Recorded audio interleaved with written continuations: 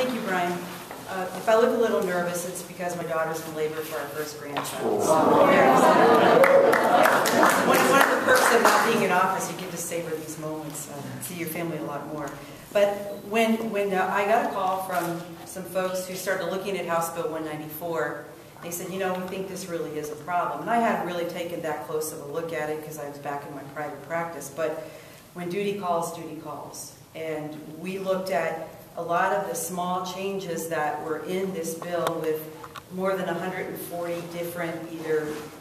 amendments, enactments, or repeals of sections, and said when you put this all together, and I understood quite well from having just spent 4 years administering and working with the election officials on Ohio's election system, that this really was a prescription for real problems ahead if we were to allow this to go unchecked. So the purpose of this referendum is to allow the voters to decide for themselves whether this is what they want their voting rules to be. Our challenges were great because, as you can imagine, with this wonderful coalition of folks, a lot of people were very involved in other things right now, such as Senate Bill 5, but we had an amazing unity of partners who stepped up from all corners of the state. If you even look at our petitioning committee, you'll see it's people from all over the state of Ohio representing not only geographic diversity, but racial and gender diversity, who understand that on election day, that is the day of true equality, where one vote of any person counts the same as any other person, whether they're a single mother or a corporate CEO.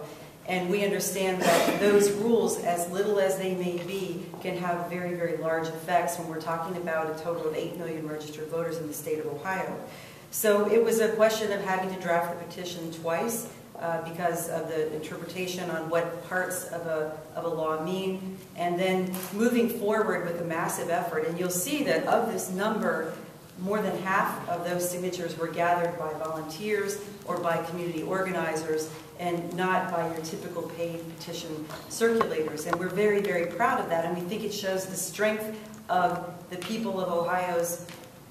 dedication to fair elections and to never, ever go back to the way we were looked at by the country in 2004. So I am very proud of this group of people who stepped up and came together in what Brian said is an unprecedented way, and I think it bodes well and it shows the nation the strength of the character of the people of Ohio. And as we progress, we're going to continue collecting signatures because we know in such a very large effort that there are likely to be some signatures that will be invalidated. But because we actually made it to this point, we've actually protected the ability of other citizens in Ohio to petition their government, because this bill even contained restrictions on the ability to continue circulating to make sure that we can get something to the voters so that they can speak in the best way they know how to speak, which is through their vote. So thank you to all these wonderful volunteers, all these wonderful organizations who stepped up and gave us their resources, their energy, their blood, their sweat, their tears, of what it takes to make us great here in Ohio.